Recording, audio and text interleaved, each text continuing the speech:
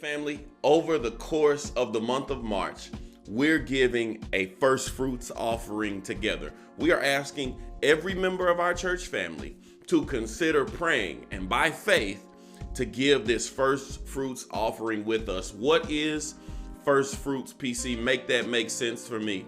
So during the Bible's time, the culture was farming mainly, right? Most people would, the seed and harvest, we would plant into the ground and then we would wait. And at the beginning of the year, it was typically and primarily harvest season. What we would gather at the beginning of the year would carry us, right? It was like a harvest because we had planted, we had worked, we had sowed, we had waited, and then we saw harvest come back into our hands. And so what they would do is when the harvest came at the beginning of the year, they would take a portion of it and bring it to the tabernacle. They would bring it to the temple. They would bring it and pray, watch this, that God would bless this seed of the first fruits. And if we would give a portion of our first harvest, then we believed that God would carry and take care of us over the course of the entire year. So what I'm saying to you is, as we give this seed, as every member of City of Faith gives this special seed offering, this first fruits offering, we are praying and believing by faith that God will carry and provide for and cover us over the entire course of 2024. So as you know, or you may not know, let me introduce you to this idea that we call every seed that we give a special offering.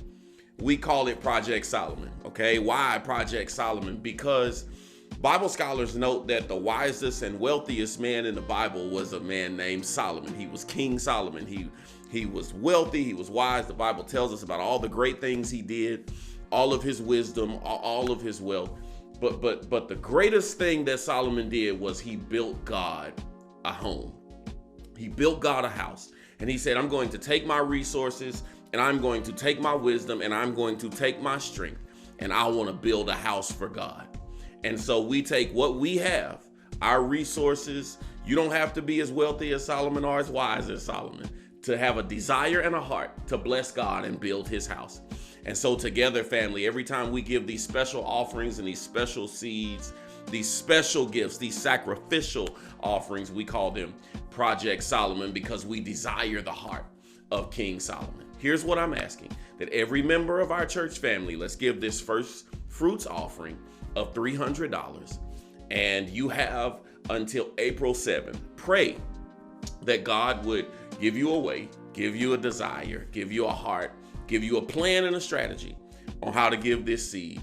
And we'll all come together and sow this seed. And I'm going to pray over us and pray that God would do such a special work in our lives, in our finances, in our faith as a result of sowing this seed. So all the way through the month of March and all the way up until Sunday, April 7th, that's our deadline to give our seed. And I just want to pray that you would be blessed and that you would consider partnering with us in this special moment. Let's give our first fruit seed together. I want to see God do a special work in your life. And I believe that if you sow this seed, harvest is your portion. Be blessed, family.